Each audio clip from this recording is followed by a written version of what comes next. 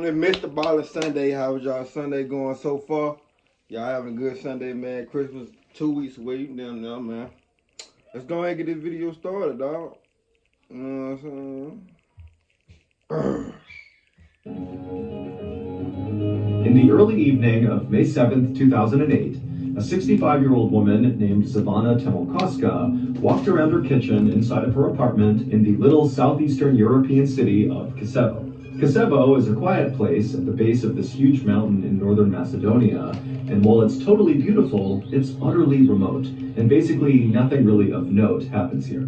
Savannah cleaned houses for a living, but on this particular day, she was on a day off, and so she was just kind of hanging out at her apartment, waiting for her adult son named Zoran to come home. It was a beautiful, warm evening that night, and so Savannah had the windows in the kitchen open as she walked around making herself something to eat. And at some point, as she was doing this, she heard her phone ring. And so she grabbed it and answered, and she heard the sound of her friend on the other line. But her friend's voice sounded strange. It was strained and very uncomfortable, and she was asking Savannah if she was paying attention to the news right now. Did she have the radio on or the TV? And Savannah was like, no, why? And the friend would tell her that all over the news right now, there was this huge, terrible traffic accident that had happened in their town, and unfortunately, Savannah's son, Zoran, who she was waiting for to come home, was apparently involved in this accident. Savannah let out a strangled cry when she heard this, and then just dropped what she was using to make food and turned and ran out the door. And when she did, her neighbor who was outside saw her emerge and yelled out to her, hey, is everything okay? And Savannah, as she literally just continued running towards the road, she basically blurted out to the neighbor that her son was hurt and she was going to the hospital. And this neighbor watched as Savannah just ran down the road, turned the corner, and disappeared. Savannah did not have a car of her own, and so literally she was going to run to the hospital to make sure her son was okay. A little while later, that same neighbor who had just watched Savannah disappear around the corner heard a knock on their door. And so the neighbor went to the door, they opened it up, and they were totally shocked at who they saw standing outside. It was Savannah's son, Zoran, who did not appear to be hurt in any way. But before the neighbor could ask any questions about this, Zoran, who looked visibly confused, said to the neighbor, hey, have you seen my mom? We were supposed to meet and have dinner together, and it's just totally unlike her to disappear without telling me where she was going. The neighbor just stared at Zoran for a second, having no idea what was going on here, and then the neighbor was like, well, wait a minute, Zoran, were you in a car accident? And Zoran's like, no, what are you talking about? And then the neighbor kind of filled Zoran in about how they had seen his mother run outside, and she had mentioned how her son had been in this car accident, and she literally ran to the hospital. Zoran was just as mystified by this as the neighbor was, and so Zoran just grabbed his phone and called the hospital to see if his mother was there.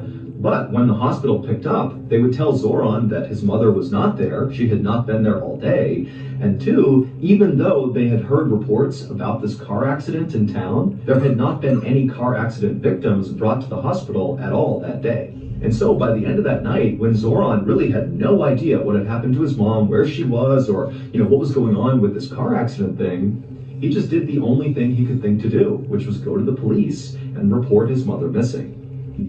Attention bargain hunters, don't miss out.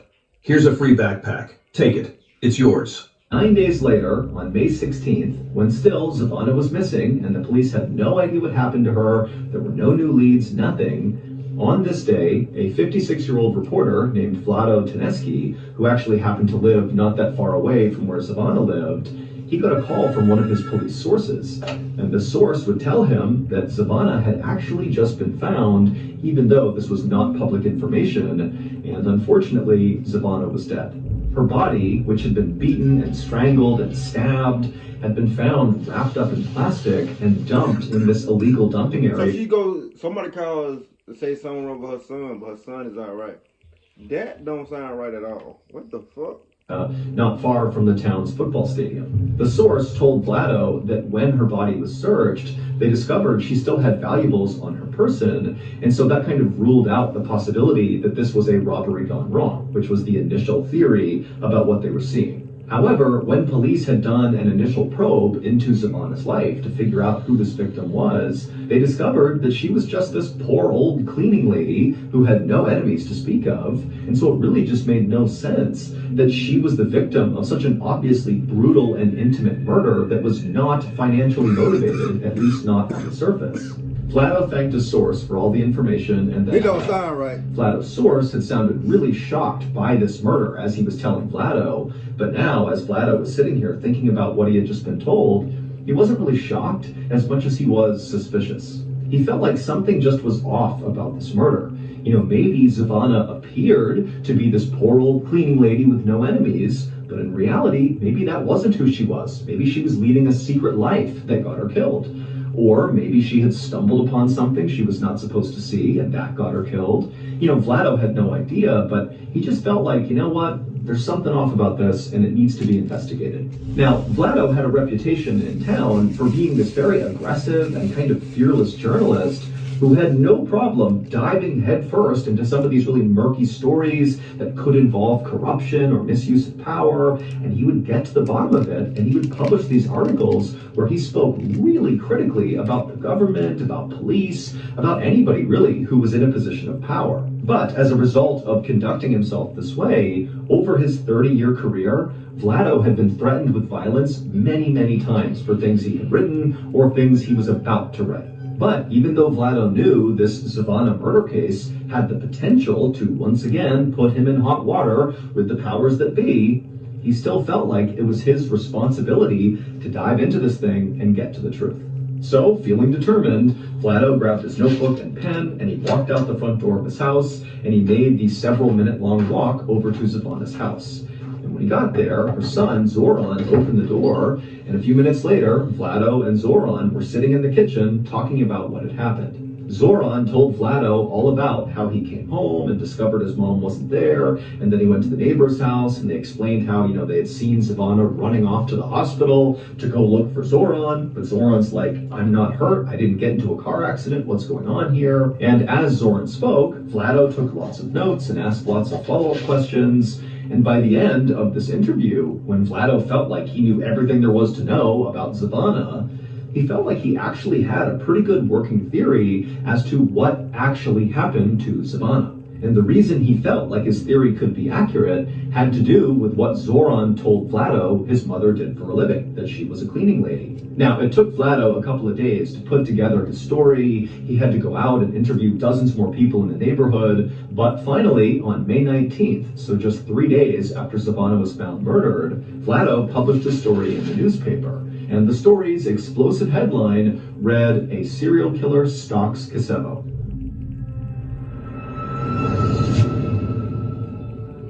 Did you know that this YouTube channel is not the only place where we post strange, dark, and mysterious content? No, we also have the Mr. BALLEN podcast, which has over 180 episodes, all strange, dark, and mysterious. We have Mr. BALLEN is available platforms. It's 1 episode a week, but Amazon strange, dark, and mysterious content. Go check them out. Did you know you can be entitled to a 5 or 6-figure payout if you were in a traffic collision within the past 2 I'm gonna do a vote poll. Do y'all want Mr. Ballen podcast again? In the story, Vlado says that Savannah's murder was very likely not an isolated killing. Instead, her murder was likely linked to 2 other murders of 2 other women. And these 2 other victims looked an awful lot like Savannah, literally. They were poor, older women who were also cleaning ladies. And so that was why when Vlado was talking to Zoran, and Zoran described how his mother was, what she did for work, what she looked like, that Vlado started to remember these other victims, and he put it all together. The other 2 victims were 64-year-old Mitra Simjanoska, who was murdered in 2005, and the other victim was 56-year-old Lubitsa Lukaska, who was murdered in 2007. Now, Vlado's story was totally explosive, because what he's saying is that there is a serial killer that is on the loose in this town. But this story was also highly explosive because Vlado spoke very critically about the police who were involved in this investigation. Specifically, he pointed out that the '05 and '07 murders of those two other women, those had been totally mishandled because arrests had been made in at least one of those cases, and clearly whoever they arrested was innocent here. And so the police just totally dropped. Just let them go. Yeah, they just let them go. Who the fuck behind this? Who the fuck killing the cleaner later? Ball, at least in Vlado's opinion. And when the police read Vlado's story, they were very upset at him because he was so critical of them. However, the police also did see that Vlado had managed to uncover a lot of new details from all of his interviews with witnesses and people in the neighborhood that did seem to paint a picture of this potentially really being a serial killer, not individual isolated killings. And so the police, based on Vlado's story, would actually begin investigating a serial killer in their midst. They linked all three murders and they began basically a new investigation. However, at the same time they began this new investigation, Vlado began to notice that he was being tailed all the time by police. He would be out in town doing his job, reporting and interviewing people, and there'd just be a police officer standing somewhere in the distance watching him. About police, boy, they gonna hunt your ass down. You talking bad about them on anything that public can see, they gonna hunt your ass down. But Vlado had anticipated that no matter what, he was likely going to face some sort of blowback from the police, and so he just kind of accepted that they were going to watch him and maybe try to intimidate him, but it wasn't going to bother him because he had done his job, he had reported the story the best that he could, and if they wanted to watch him from a distance, they could do that. By early June, so about 2 weeks after Savannah had been found murdered, the police, in this new serial killer investigation they were doing, had narrowed down their suspect pool, which was in the hundreds, down to just 3 people. Damn. And they felt like they were very close to making an arrest. About a month later, on June 20th, so by this point Vlado is still being trailed by police all the time, but the police have not come out publicly and said anything about the serial killer case. They're just continuing their investigation. But on this day, June 20th, Vlado's editor at the newspaper got a call from a police officer telling the editor they were about to make an arrest in the serial killer case. And as soon as their conversation ended, the editor called Vlado to tell him the news. But when he called Vlado, Vlado didn't pick up, which was very unusual. Vlado always answered his calls. And the editor was also thinking to himself how strange it was that this officer had contacted him and not Vlado. Like, why aren't you going to the guy writing the stories and telling him about this new development? Why are you coming to me? The editor would continue to try calling Vlado several more times. Hey, that whole story sounds shiesty than a motherfucker. I ain't gonna lie, that whole story sounds shiesty as hell. I ain't gonna lie. But Vlado never answered, and so ultimately the editor just kind of assumed that Vlado must be busy, interviewing someone, or maybe more likely, he had already learned about this imminent arrest, and he was on scene, ready to capture in real time this arrest that was about to take place. Enjoy the season with Monopoly Go. Meanwhile, on a quiet street in Kosovo, the police had surrounded this very modest 2-story home that was very overgrown out front. It was surrounded by tall fir trees, and all the windows had heavy drapes covering them up. And then once the police felt like they had totally surrounded this building, a team of officers walked up onto the porch and knocked on the door and yelled out that they were police and whoever was inside to come out with their hands up. And for a moment, it was just totally silent and tense. And then the police on the porch heard footsteps inside the house. They had their guns ready to go, and then the door slowly opened up, and this man, who seemed very unthreatening and kind of confused, stepped out onto the porch, and the police immediately arrested him and took him away. A few minutes later, back at the newspaper headquarters, Vlado's editor got another phone call. And when he answered, it was the same police officer who had called before to warn him about this upcoming arrest. Except this time, the officer was calling to say the arrest had been made, they had caught their serial killer, and then he told the editor the name of the person they arrested. And when the editor heard the name, he dropped the phone in shock. The serial killer was Vlado. It would turn out that Vlado appeared very professional and calm. This reminds me of that same motherfucker story about the news reporter. Motherfucker knew everything. The dude about the show. Y'all remember it was Mr. Barnes' story he was going to places that people were already been dead and shit, burnt at, and then come to find out he was doing that shit ahead of time and just going back. This what that remind me of. Now, what is his motive? That's what I want to see. The outside, but inside, he was full of rage, specifically at his mother, who he viewed as this terrible, cruel person. And after she died in 2002, Vlado became obsessed with this idea of getting revenge on his deceased mother. And the way he decided he would do that would be by killing random women who just kind of looked and seemed an awful lot like his mother, i.e., they were poor, older, and cleaning ladies. His 3 victims, Mitra in 2005, Lubitsa in 2007, and Zvana in 2008, they kind of all look alike. Personally known Vlado's mother. And so Vlado had actually used that connection to gain each of his victims' trust, and then once he had their trust, he would lure them away to strangle, stab, and beat them to death. In Vlado's explosive newspaper story, he lied about a whole bunch of things just to throw the police off. Like, for example, he made up that he spoke to a witness who claimed to have seen Zvana get into a car with 2 men right before she vanished. Vlado did not see that. That was just a total lie designed to confuse the police. Vlado had also been the one to plant that story on the radio about Zvana's son, Zoran, being in this terrible accident. You know, that had caused Zvana to run out of her house and be vulnerable to be scooped up and killed, which is exactly what Vlado wanted. He had called the radio station and told them about this accident, and because he had previously worked for that radio station, they believed him without doing any fact-checking and broadcast the story. And so really that whole radio broadcast was just a very intentional trap by Vlado to kill Zvana. But what ultimately got... I smell a lawsuit. They can't bring her back, but still, the radio should have did a fact check, regardless.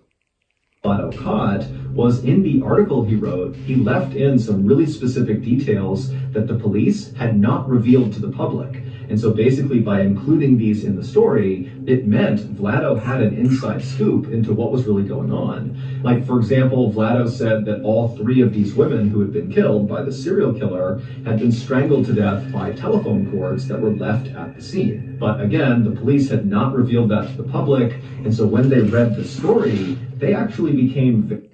They were playing his ass the whole entire time. The reason they don't do that to see who else knows something. And he did exactly what they wanted him to do. That's why they didn't post nothing. That's why they didn't say nothing on social media, because they knew they knew somebody was gonna come out and say something detailed. Very suspicious of Vlado and thought he could be involved in these murders. And so when Vlado felt like the police were trailing him just to intimidate him, in reality, the police were trailing Vlado because they thought he could be the murderer, and eventually, when they got a DNA sample from Vlado, it was confirmed that their suspicions were right. He was the killer. After Vlado's arrest, he was immediately charged with 2 of the 3 murders, and the police were getting ready to charge him with the 3rd, and they were even looking at a 4th victim, potentially, that maybe Vlado had killed as well, but they weren't entirely sure yet. But on June 23rd, so just 3 days after Vlado's arrest, he died in jail in a way that really didn't make any sense. Vlado had drowned in a small bucket of water inside of his jail cell, while there were 3 other people inside of that jail cell with him who all said they didn't notice it happening. Officially, Vlado's death was ruled a suicide, and after his death, all of the murder investigations were closed. That was crazy, bro. It was a crazy ass story, not gonna even lie to you.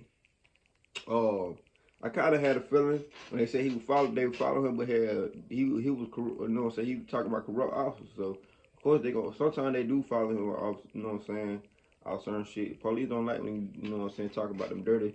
They gonna follow your ass, but this motherfucker was goddamn. He was damn killed the whole damn time, all because of how his mama treated him type shit. I always start from home. Anyway, man, get a video, time, like, subscribe, share, motherfucker on the next video. Happy Sunday. Hope y'all ate good, because I'm about to. That being said, see how motherfuckers in that video. Let's ride.